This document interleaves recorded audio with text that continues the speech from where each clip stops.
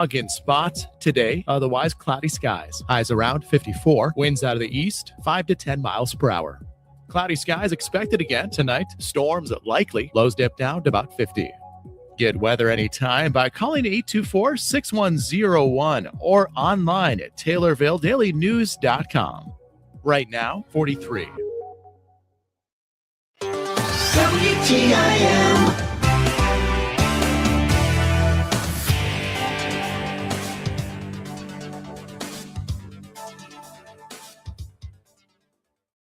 You're listening to WTIM, your information station. Time now for your expanded local news. I'm Reed Kamai. Voters in Christian County will have the opportunity to learn more about the candidates in the races for Christian County Sheriff and Circuit Court Judge. The candidates will, in both races, speak at a forum Thursday at 7 in the evening at the Pillars in Taylorville.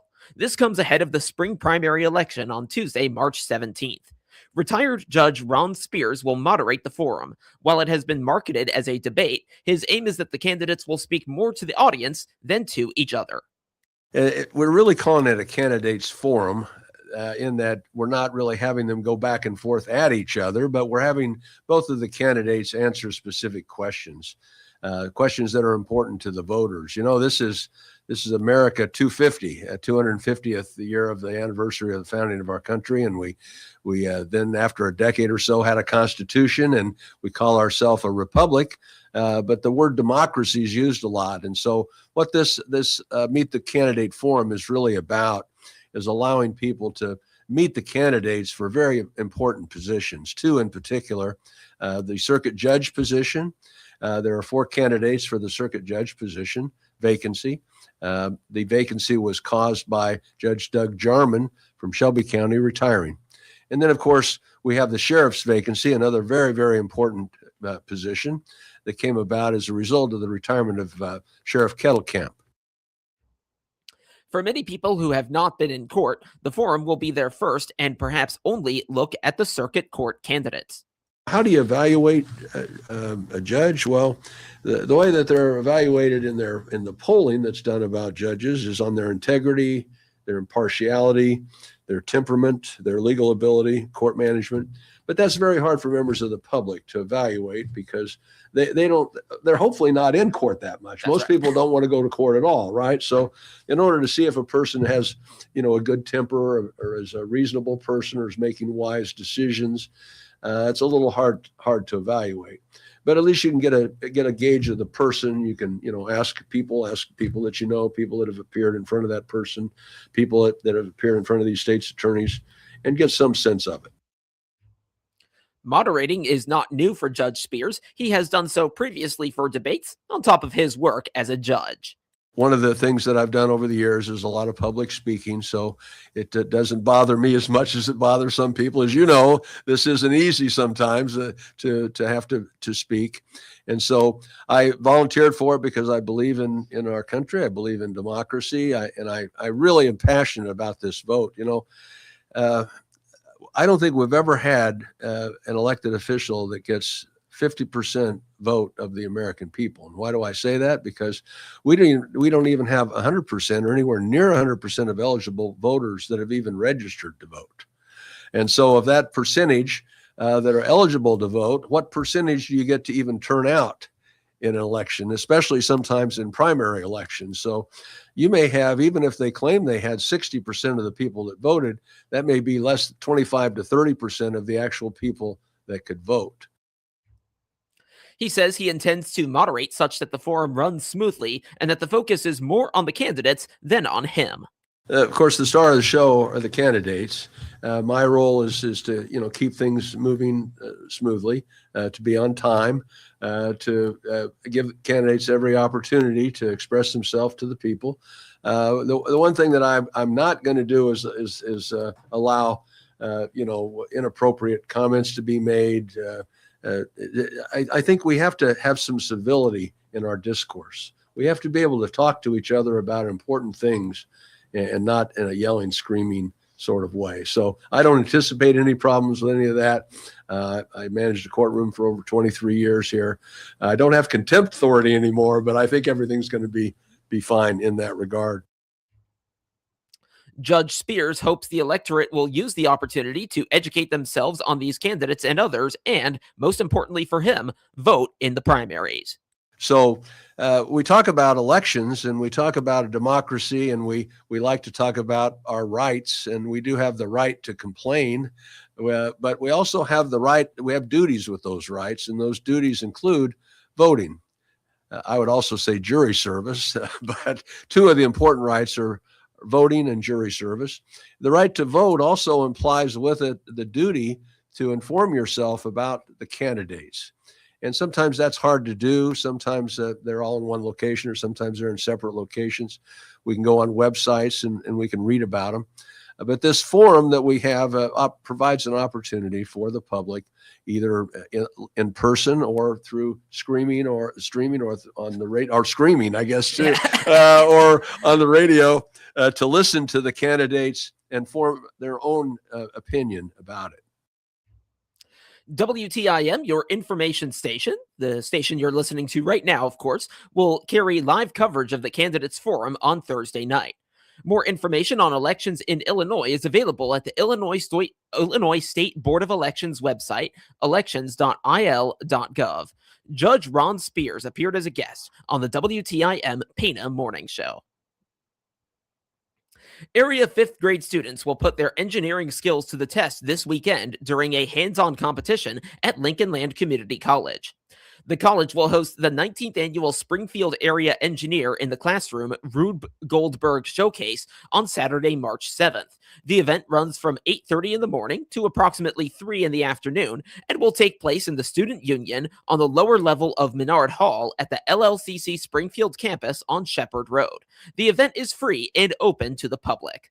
This year's challenge requires student teams to design and build a small car that moves 18 inches along a track, including traveling up a 3-inch incline. 17 classrooms of Area 5th graders are participating in the competition. Each team has been working on its own Rube Goldberg-style device with support from volunteer engineers. Those volunteers visit classrooms to provide instruction on basic machines and engineering concepts, and to offer guidance during the design process. Organizers say the goal of the program is to introduce students to engineering and other science, technology, engineering, and math-related career paths through hands-on learning.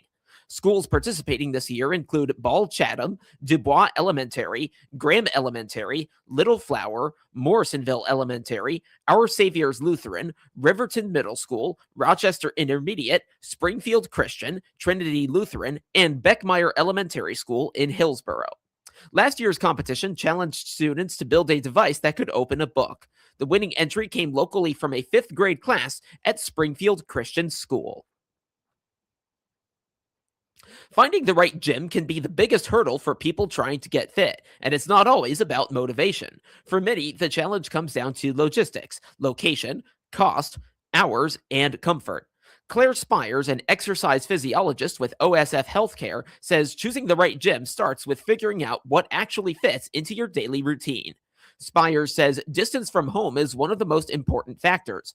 While a gym with more equipment or amenities might be appealing, she says convenience often matters more, especially for people with mobility concerns, childcare responsibilities, or unpredictable schedules. I'm a checklist gal, so if you can write it down so it's one thing that you can check off for your day. Other good ways are setting alarms on your phone, having somebody to go with you that kind of motivates you. If you give yourself like a prize at the end of the week. Equipment is another consideration. Some people only need basic cardio machines, while others want free weights, classes, or specialized equipment. Spires says more amenities usually mean a larger facility and a higher monthly cost. Gym hours can also play a role. Spires says people who work odd hours should confirm a gym schedule before signing up, but notes that 24-hour access can sometimes backfire. Are they cleanly locker rooms? Are they cleanly bathrooms? Do you see staff going around kind of cleaning up equipment after you're done? Dusting, whether that's sanitizing.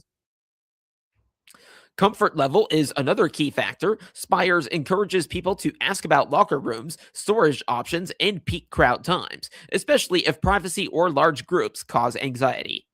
Cleanliness is also important. Spires says members should take note of how often equipment is cleaned and whether staff regularly sanitize common areas, since illness or infection can quickly derail a fitness routine.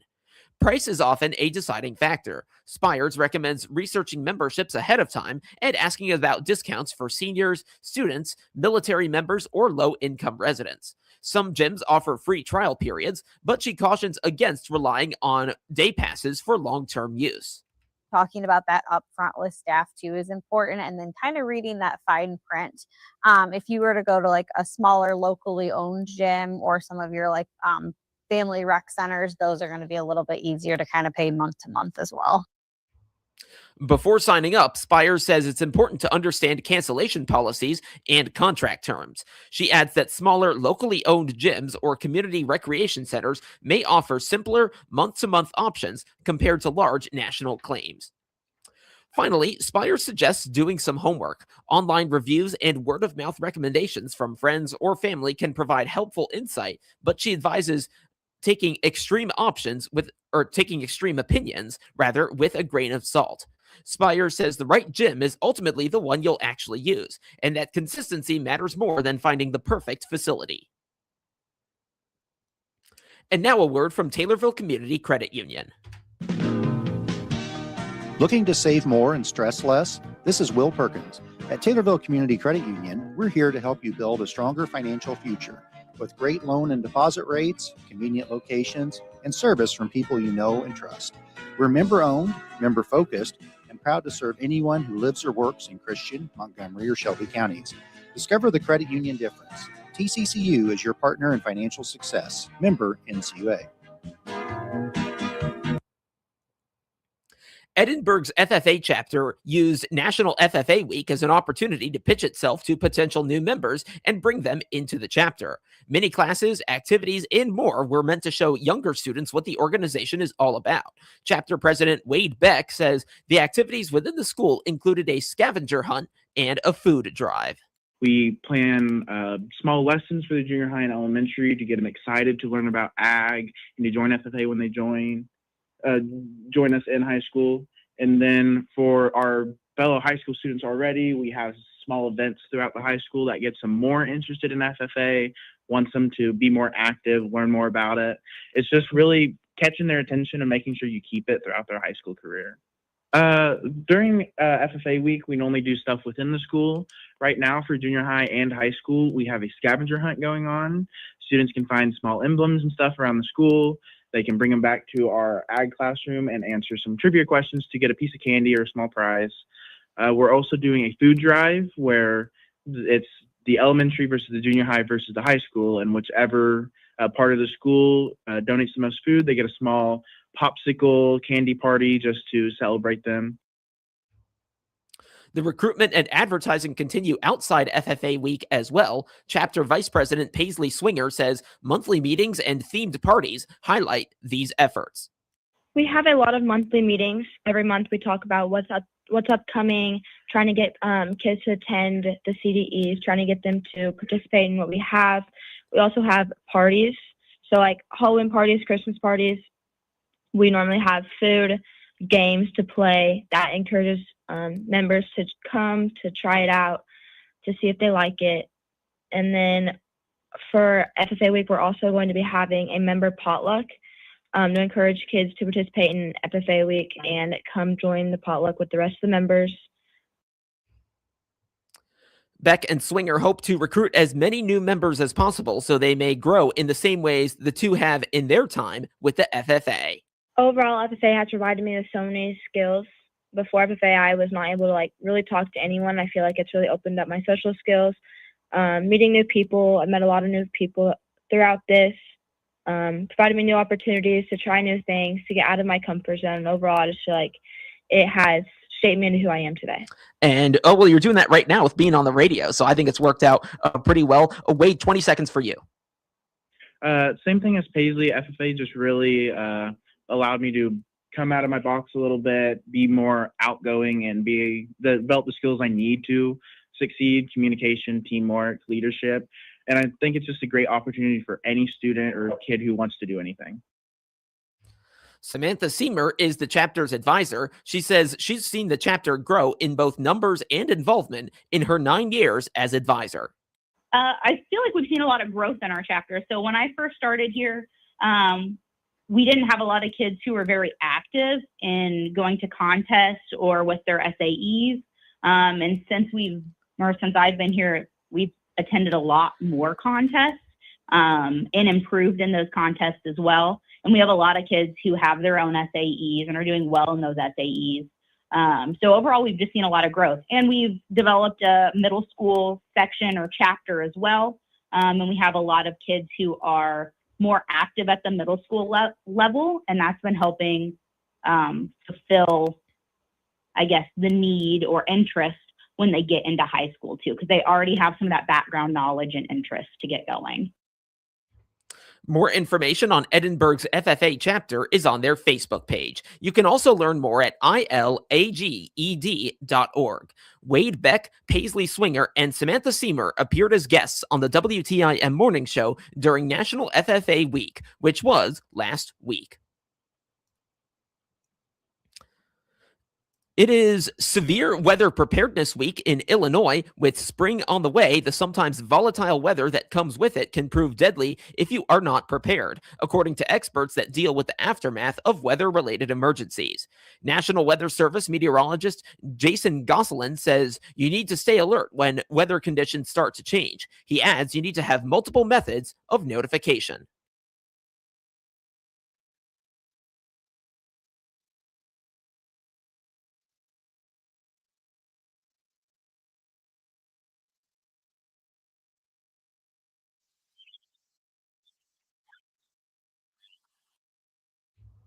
Once you get that information, he says the next thing to do is take action. Deitch suggests making a plan in advance so that you know what to do if severe weather strikes while you are at home or on the road. On the heels of a United States attack against the Iranian regime, prices at the pump across Illinois are on the rise. That's in part due to a flow of ships in the Strait of Hormuz, a channel that sees 20% of the global oil supply. Patrick DeHaan, head of petroleum analysis at GasBuddy, has this to say.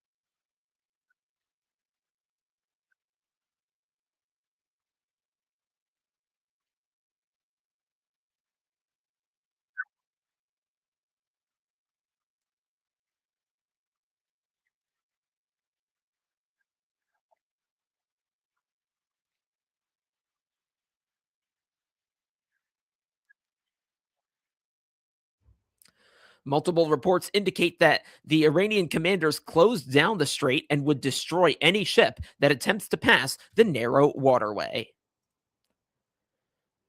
Now to obituaries, which can be found at TaylorvilleDailyNews.com. 72-year-old Clifford Hazlitt Jr. of Stonington died on Sunday.